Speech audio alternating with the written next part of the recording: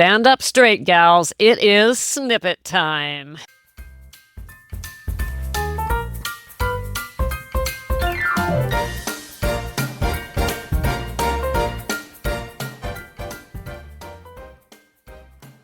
Hello, gals, and welcome to, you guessed it, Sober Living Snippets, where we live alcohol-free so we can heal those relationships, feel youthful again, and ditch regret and shame. Gals, it's Monday. Oh, that means so many things. It means we have a whole week of snippets ahead of us. It means we have opportunity, a brand new week in our lives. And it means we are looking at Chapter 4 in Susan Jeffers' gem of a classic, Feel the Fear and Do It Anyways. We are studying this book together. We have been for 3 weeks. Today we are on Chapter 4. Fear is so relevant to our journey. I would argue that it's everything. Of course, she didn't write the book for those of us struggling with alcohol. It applies to everyone, but for us it's even more important.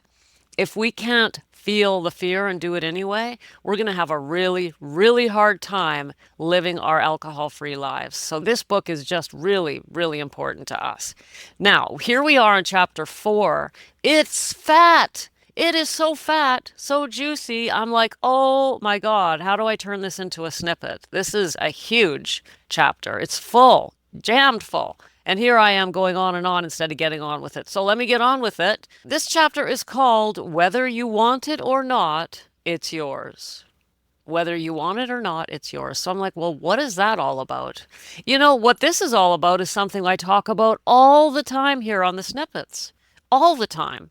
One of the foundational mindset shifts that we have to make if we're going to live alcohol-free is taking responsibility. Now, if you've been in Snippet land any length of time, you've heard me say that. And here it is. Chapter 4 in this book is all about that. Right? Me and Susan Jeffers, we both agree. Let me share with you what she says at the beginning of this chapter. Are you a victim or are you taking responsibility for your life? That's the opening question. That's how she opens this chapter. And this is like, it is so important. If we don't take responsibility, we're just going to keep right on drinking. But Jeffers takes a different angle on this than I do, or I guess an expanded angle. And so we're going to study this. It's important. So let's see what Jeffers has to say about taking responsibility and what this has to do with feeling the fear and doing it anyway. She says that most of us know that we need to take responsibility for our lives, but she says, quote, "But I am convinced that most of us do not really understand what this means. To most of us independent people, it has meant that we should get a job, earn enough money to support ourselves, and not depend on anyone else for our survival. That may or may not be part of it, but it certainly doesn't hit the heart of the issue, which is much bigger yet more invisible than that." That is what Jeffers, how she opens this chapter, and I agree with her. This is about way more than being grown up and paying the mortgage and getting the kids off to school on time. This is way more than that. So there's a lot in this chapter. I'm in my Kindle, so I'm on page 42 in my Kindle edition. The key quote that I wanted to share with you is this. She says, quote, "They have given their power to someone or something else." And that's exactly what we do when we blame our drinking on other people. What Jeffers gives us in this chapter is what she calls 7 definitions of taking responsibility. And then after that, she gives us 6 tools to help you find your power. So that's what we're going to spend the rest of this snippet on. We're going to look at Jeffers' 7 definitions and then her 6 tools.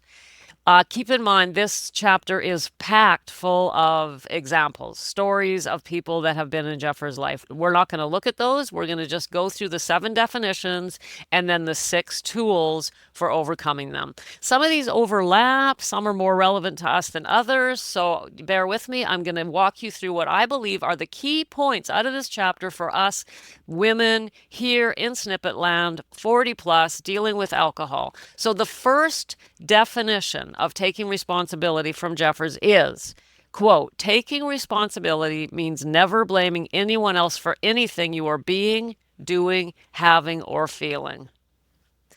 Gals, that's exactly what I mean when I'm talking about taking responsibility. We cannot say, I drink because I was victimized in the past. We cannot say, if you knew what my life was like, you would drink too. We can't blame our spouses. We can't blame the economy. We can't blame our past. We can't blame our parents. Because if we do that, we can't stop drinking because we don't have the power because we gave our power away to someone else. If your ability to give up alcohol depends on your spouse's behavior, you're screwed because you can't change your partner. You can't change your past. You can change your view of the past, and that's important, but that's different from blaming. If we don't take responsibility because we blame someone else or something else, we are done for because we have no control over anything else except ourselves, our own thoughts and actions, right? This is it. This is the heart of taking responsibility in Snippet Land. A little bit more from Jeffers on this. She says, until you fully understand that you and no one else created what goes on in your head, you will never be in control of your life. Period. That's it. Okay? So, number one is not blaming other people. That's the first definition, according to Jeffers, of taking responsibility. By the way, you'll find case studies in there if you're interested in reading them. The second definition of taking responsibility, according to Jeffers, is, quote, taking responsibility means not blaming yourself.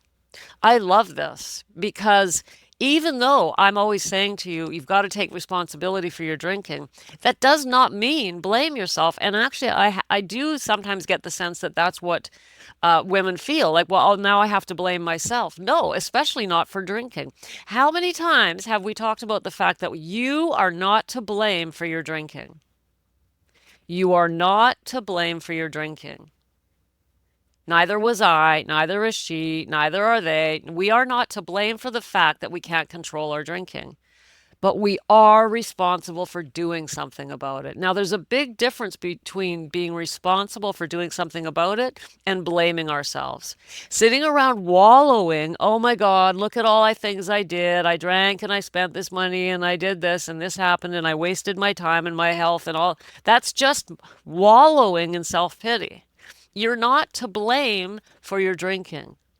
But if you are still drinking and aware that you have a problem, that, my dear, is your fault because it means you're not taking responsibility for doing something about your drinking. Nobody else can do it. Only we can do it. So the longer you continue to drink, knowing you have a problem, knowing that help is available, that is your responsibility. So what do you do next? Do you sit around and blame yourself for not? No, you get off your ass and do something about it, right? We don't wallow. So this is Jeffers' number two definition is taking responsibility means not blaming yourself, but we do get up and do something about it. Number three, the third definition, according to Jeffers, of taking responsibility is, quote, taking responsibility means being aware of where and when you are not taking responsibility so that you can eventually change. This is really important. I hadn't thought of this. I think this right here would bear a snippet of its own, a separate snippet of its own. In other words, a talk about how do we recognize when we're not taking responsibility? How do we notice it? The truth is that most of the snippets are for that purpose, so that you can hear what I'm saying to you and recognize, oh, I guess I'm not stepping up in this area or that area. Because if we're not even aware that we're not taking responsibility, then we can't do anything about it. So taking responsibility is growing an awareness around this, according to Jeffers. For example, here's what she says. When you have strong negative emotions, such as annoyance, anger, anxiety, hatred, envy, depression, and so many others, allow them to trigger new awareness. So growing an awareness around when we're not taking responsibility is very powerful. And of course, as I said, we could talk about this, just an entire snippet, or more than one snippet we could talk about this. In fact, I'm thinking it sounds like a class I should teach. How do you recognize when you're not taking responsibility? But for now, that is another definition, according to Jeffers, of not taking responsibility is lacking awareness of it. Now, that's the third. The fourth definition of taking responsibility, according to Jeffers, is, quote, taking responsibility means handling the chatterbox.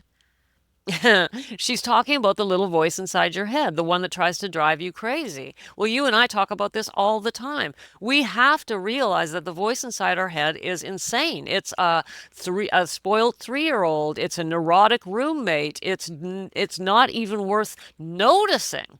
It never delivers value, and it's never helpful unless we've learned how to handle it. So handling it is the word that Jeffers uses. Taking responsibility means handling the chatterbox. Let me read a little bit more from Jeffers. She says, this is the little voice inside, the voice that tries to drive you crazy. She points out that often we're not even aware of its presence. And it is true, since that voice is always there, sometimes it's just background noise, right? She says we're so used to its presence, we often don't even notice that it's talking to us. But if you're not aware of your chatterbox, you're not taking responsibility, according to Jeffers. This is a part of the sober living journey. Understanding that the voice in your head is not your friend and will not help you. It's going to blame you. It's going to put you into victim land. It's going to get you to drink, by the way.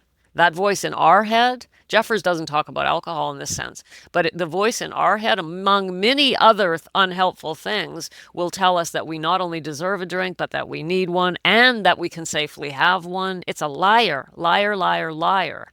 I talk about this a lot when I do challenges, 5-day challenges or 10-day challenges or 31-day challenges. We talk a lot about the fact that the voice in our head is a neurotic roommate or a spoilt 3-year-old or something, just not a voice worth listening to. So taking responsibility means handling the chatterbox, according to Jeffers. And in Snippet land, that's exactly what I'm trying to help you learn along the way, is how to handle, in quotation marks, the chatterbox. I don't use the word handle. That's Jeffers' word. But yeah, learn how to take care of it, recognize it, and change it. We can change the chatterbox. So number 4, according to Jeffers, is handling the chatterbox. Number 5, taking responsibility means being aware of payoffs that keep you stuck. Okay, what does Jeffers mean when she says this? Payoffs explain why we choose to perpetuate what we don't want in our lives. Once you understand payoffs, your behavior will make much more sense to you. I totally get this. The rest of this section of the chapter, she gives case studies, stories, but I'm going to tell you what this means in terms of alcohol. This is the secret payoffs that we often don't recognize or won't acknowledge. If you can't stop drinking, then you really can't be expected to step up. This is a tricky one. So I'm always saying to you, get the help you need. Step up. Give me a call. Join here. Let me help you. A lot of times women won't join and won't get the help they want because it would mean you'd have to take full responsibility. You would no longer have an excuse for not stepping up in your life. I know this sounds harsh, gals, but that's a fact. Well, I can't quit drinking, so you can't really expect me to be doing my self-care or having a sacred space or not surface dwelling or all of the things we talk about here in Snippet Land. You're exempt from them because you don't take responsibility because you're enjoying the payoff. The payoff for being stuck in alcohol is that you don't have to step up and change your life. How's that for a cold, hard truth? Well, I'm not the only one saying it. This is coming from Jeffers. That's the number 5 definition of taking responsibility. Number 6, quote, taking responsibility means figuring out what you want in life and acting on it. No shit, Sherlock. This is what I always say, right? What do you want? You're listening to the snippets. That must mean that you would like to figure out how to get alcohol out of your life. That's a great first step in taking responsibility. But look at the second half of this statement. Taking responsibility means figuring out what you want. In other words, you want to quit drinking and acting on it. Acting on it. It's not enough to listen to my podcast and that podcast and this podcast and read all the quit lit and join the thing and do the watch. It's not enough. You have to act on what you're learning, act on what you're hearing if you are responsibility for your drinking in your life. I mean, Jeffers is just feeding this to us. I'm like, thank you, Susan, because this is exactly what I've been saying all along. So, number 6 means you got to figure out what you want and act on it, period. Number 7, quote, taking responsibility means being aware of the multitude of choices you have in any given situation. I'm going to continue reading. This is Jeffers. One of my students put it this way. From the time my alarm clock rings, I have an hour and a half alone, and I realize it's all up to me what the day is going to start like. It's up to me whether I'm going to open the shade and let the light in or mess around in the dark. It's my choice to lie in bed and say, yuck, I don't want to get up and go to work. Or it's my choice to lie in bed and give myself positive self-talk and look forward to the coming day. I couldn't agree more. I mean, this is so beautiful. Taking responsibility does mean recognizing that you have choices in every single moment of your day, of your life. Every moment you have choices, and you can choose what you're going to do next. And the choices I'm trying to get you to make here in Snippet Land are the ones that will lead you to that happy, free, sober life, your alcohol-free life. But the choices in front of you are always there. Every day I offer you choices. Every snippet I offer you choices. Every snippet I say to you, are you getting the sober living letters? In other snippets I say to you, let's get together and talk this over. Every snippet I say to you, come and join my masterclass. Or another snippet I'll say to you, come and join the challenge I'm running. Choices, choices, choices to change your life. All of which mean taking responsibility. Which of these choices are you going to choose? So those, my dear, are, according to Susan Jeffers, the 7 definitions of taking responsibility. I love this deep dive into taking responsibility because we talk about it all the time here in Snippet Land. All right, now the second half of this chapter, she doesn't just leave us hanging there with those 7 really scary definitions. She gives 6 tools to help you find your power. So now get your pen and let's go through the 6 tools and see how they jive with what I've been saying in Snippet Land. The first tool, she says, is list your payoffs. Totally. List your payoffs. This is going to take a lot of self-honesty. It's going to take us being willing to look at ourselves and some humility and willingness to say, yeah, well, you know what? The reason that I've allowed myself to stay stuck drinking is because I'm getting this out of it and that out of it. And this takes courage. And this is the first thing I have women do when they join my program. We have to know where we're at. Where have we come to in our lives because of our alcohol? What's the payoff? And are we willing to move beyond it? So she's saying, list your payoffs. Let me quote her. She says, list all the payoffs you get from staying stuck in some aspect of your life. By drinking, what don't you have to face? By drinking, what don't you have to do? By drinking, what comfort do you get? By continuing to drink, what image do you get to hold on to? She says, list these things. Be as honest with yourself as you possibly can. Because when you're aware of what you're doing, you will automatically discard a lot of robot-like behavior. And in our case, you will discard the alcohol because you will see that you're using it for the payoffs. Let's face it, as long as you're drinking, you really don't have to show up, and you definitely don't have to grow, and you definitely don't have to step up and change your life. So list those payoffs, gals. List them. That's number 1 from Jeffers. Number 2, she says, know your options. Know your options. Quote, be aware of all the options you have during the course of any given day. I'm going to continue this quote. She says, when you are confronted with a difficult situation, sit down and write in a notebook all the possible ways you can act and feel about it. This is what we do in Snippet Land. This is why I say to you that life is happening for you, not to you. So, last week I gave you the example, your girlfriend doesn't show up for a date. You've got options in that moment. In that moment, you can get pissed off and damage your friendship or even end it, or you can use it as a moment for growth. We have options every moment of our day, every moment of our lives. You have the option to continue drinking. You have the option to quit. You have the option to try and do it yourself, or you have the option to get help. These are options. So why not sit down and list those options? That's what Jeffers is saying. She's saying, know what your options are, write them down. First, number one, you've written down the payoffs. So you realize, man, here's why I'm drinking, because I'm getting this, this, and this. Number two, what are my options? List them. Number three from Jeffers is listen to yourself. Listen to yourself. She says, start noticing what you say in conversation with friends. See if it includes a lot of complaining about other people or just a lot of complaining in general. If you notice this to be the case, ask yourself why you are really upset. Do you really have a reason to complain? The truth is, gals, if you're still drinking, that's the only reason you're not growing. So listen to yourself. Are you complaining, or are you recognizing that life is happening for you and not to you? All of which is very, very difficult if you're still drinking. If you really want to take what's offered here in Snippet Land, you've got to take that precious, precious step of putting down the alcohol once and for all. And as I always say, doing that alone is a virtual impossibility. So, number three from Jeffers, she says, listen to yourself. Notice what you're saying and doing.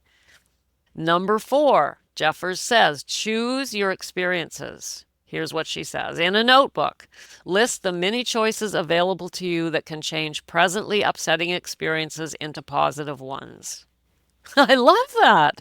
List the many choices available to you that can change presently upsetting experiences into positive ones. Now, of course, let's look at this from an alcohol point of view. How many choices do you have to change your drinking into sober living? Well, one of the choices you have is to join me, but I'm not the only choice. I'm just the best one. I believe that, gals. For 40 plus women, I'm becoming more and more convinced that this is where you belong. But you do have other choices. So write them down in a notebook. List as many choices available to you as you can. This is Jeffers' advice to take responsibility. And I've said to you before too, if you're going to plan your sober living journey, then here's what you need to know. I've mentioned all of that in the last 3 weeks or so in Snippet Land. So you can just go back and do a little binge. You'll get all that information. Why did I tell you all of that? So that you knew what to look for when you're planning your sober living journey. Because the one thing not on your list is doing it alone, because it doesn't work. So if you're not going to do it alone, you need to decide how you are going to do it. So I've given you ways you can do it. So I've helped you to list your choices, and you can make a list of your own. What are my choices for my sober living journey? Becca's one. What's another one? List them out and then make a decision, take responsibility, and step up. So that's number 4 from Jeffers on the tools for taking responsibility. Number 5, this is so sweet. She says, number 5, find the gift in everything. Begin to look at the gifts you have received from what you have always considered a bad situation. Well, this is exactly what I mean when I'm saying to you, life happens for you, not to you. There is a gift in every situation. The girlfriend doesn't show up, this, that, and the other. Whatever happens, there's a gift in there. And here's Jeffers, number 5 tool. She says, find the gift in everything. It's like she read my mind.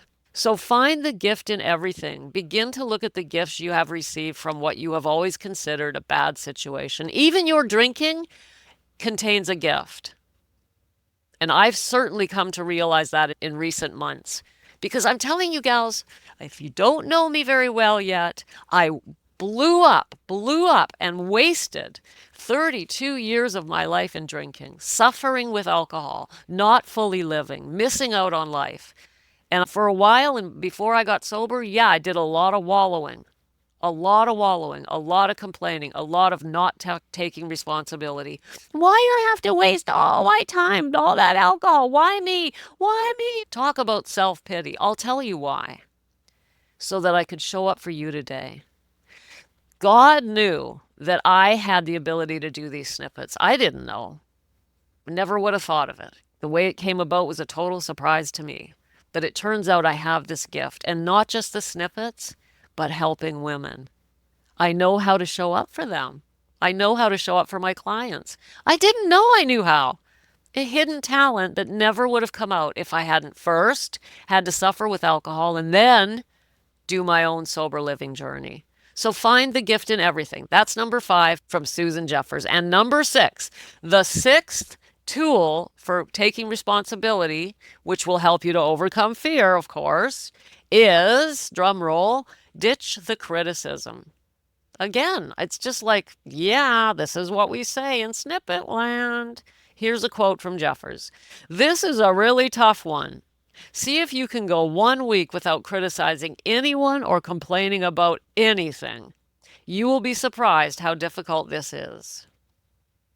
You will also be surprised to learn how much complaining and criticizing you do. Here's what she says. By the way, when you ultimately stop putting down other people in your life, it may seem as if you have nothing left to talk about with your friends. Ain't that the truth?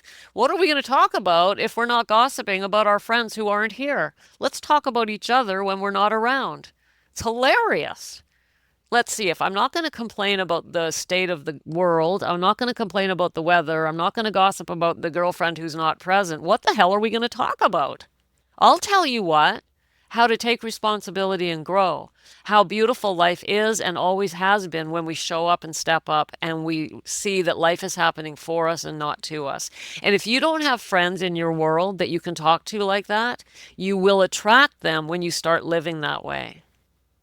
I promise you, they will show up. And the first place they show up, when you join my program and you get into my perspectives experience and you get into the accountability pod, guess who you meet? You meet other women who don't complain. They ditch the criticism. They've taken responsibility. And there is so much more to talk about than just complaining and criticizing. It makes life so much more joyous. So that's number 6 from Susan Jeffers. Chapter 4, 7 definitions of taking responsibility and 6 tools for taking responsibility. And all of these apply drastically and perfectly with our sober living journey. And then at the very end, Jeffers gives us a list of 7 ways to reclaim your power. And all these are the 7 definitions flipped over and turned into actions you can take to countermand those 7 definitions of not taking responsibility. Okay, so in other words, number 1, avoid casting blame. Number 2, avoid blaming yourself. That was number 2, remember. Number 3, be aware of when and where you're playing the victim. Number 4, familiarize yourself with the chatterbox between your ears. Okay. Number 5, figure out your payoffs. They're keeping you stuck. Number 6, determine what you want in life and act on it. And number 7, be aware of your choices. Okay, so that's chapter 4 from Susan Jeffers' amazing little book, Feel the Fear and Do It Anyway. The reason that Jeffers gives us an entire chapter on taking responsibility and how is that tied to fear, which of course is the title of her book, is because once you understand the concepts around taking responsibility, you will better understand the dynamics of handling fear. So she's setting us up here for future chapters. So if we were wondering, well, what does all of this have to do with fear? She's setting us up. Don't worry, it's coming. I'm going to try my best next week to do chapters 5 and 6 together, but we'll see. We don't want too long of a snippet, but that's okay. We've got as many Mondays as we want to look through this book. I thought it would take 5. It looks like it might take a few more, but that's okay. That's fine. This is very powerful stuff, gals. If you haven't got this book yet, I do recommend it because, as I say, I'm not reading this whole book to you. I am not covering everything, and she has many examples and goes in depth, and all of it really is relevant to your sober living journey. It's really powerful stuff. Earlier in this snippet, I mentioned the sober living letters. That is one thing that you can be doing to come deeper into snippet land, right? How do you get your sober living letter, and what is it? The sober living letters are a supplement to your daily snippet. Think of the snippet as the what and the letter as the how. And the minute you sign up, I'm going to send you 2 life-changing tools. First, I'm going to send you a free copy of my international best-selling memoir so you can see that I really do know how you feel. And I'm going to send you a breathing guide where I teach 3 foundational breathing techniques to help you regain control in those high-stress moments so cravings and triggers don't win. So immediately upon signing up, you're going to get those in your inbox. Now, this is not another email list. It's a deeper dive into Snippet Land and a connection to me. I will use your email to invite you to free events and help you along the way. This is a reminder that you're stronger than your cravings and you don't have to figure this out alone. So sign up now. Go to the show notes of this episode. Sign up. Take back control. Remember, your next trigger does not have to lead to a relapse. Or if you haven't quit yet, this will help you on the way. So make sure you're getting your sober living letters. And if you haven't yet, it's certainly not too late to go and pick up Susan Jeffers' Feel the Fear and Do It Anyway. And gals, that launches another week in Snippet Land. Welcome to Monday. Have a beautiful day, and I'll see you tomorrow. Thanks for popping in. Be sure to come back tomorrow so we can keep your head on straight. Sending you buckets of love.